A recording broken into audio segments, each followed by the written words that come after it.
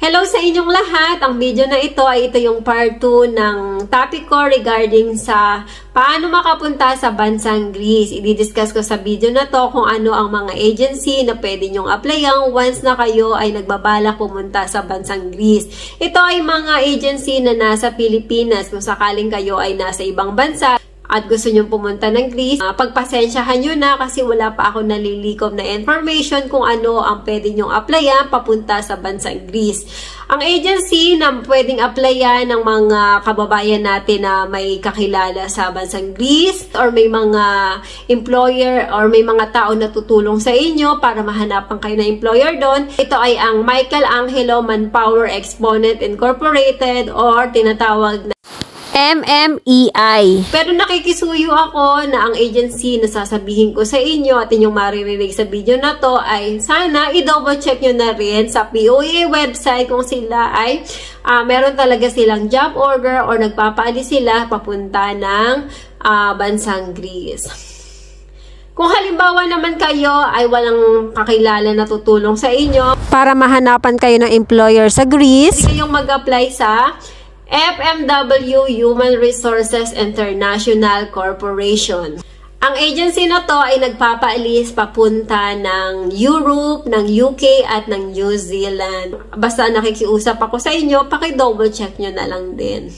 At syempre, magtanong-tanong kayo sa mga tao na makikita nyo sa agency na ito.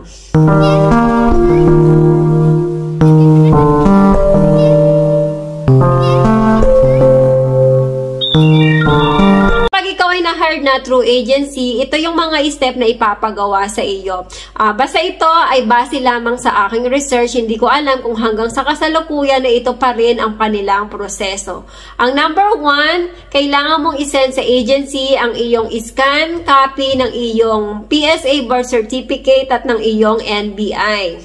Then, i-advise ka din ng agency na kumuha ng appointment para sa yellow card or yung vaccine card. Ikaw ay magpapa-inject ng fever vaccine sa Bureau of Quarantine.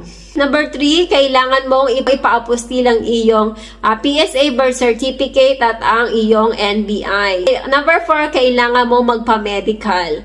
At kailangan syempre ang result ng iyong medical ay fit to work. Number 5, kailangan mong kumuha ng PIDO certificate at ng OWA certificate. Kailangan na rin kumuha ng appointment para sa iyong visa sa Greece Embassy. Kukuha na rin ng travel insurance. Ito ay isa din sa mga requirements.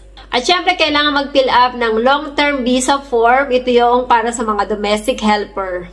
At syempre, magtitake ka ng interview sa Greek Embassy. Ang mga tinatanong doon kadalasan ay based sa nakasulat sa iyong kontrata. Kaya kailangan basahin mabuti ang kontrata. Ang mga tinatanong naman doon ay kung anong pangalan ng iyong employer, kung ilang bata ang iyong aalagaan, at kung may kamag-anak ka ba na nasa Greece.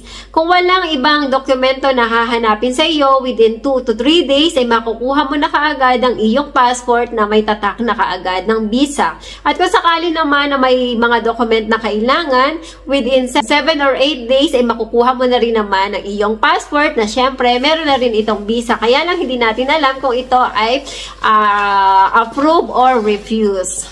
Siyempre, once na nakuha mo na ang iyong visa, ilang linggo na lang ang aantayin mo at magpa-flight ka na papunta ng Greece. Ayan. Good luck sa inyong lahat at sana lahat ng nangangarap na makarating ng Greece ay makarating kayo o makaalis kayo sa laling madaling panahon or this year 2024. Ayan, hanggang dito na lang muna ang aking video at sa susunod na ulit ang ibang details.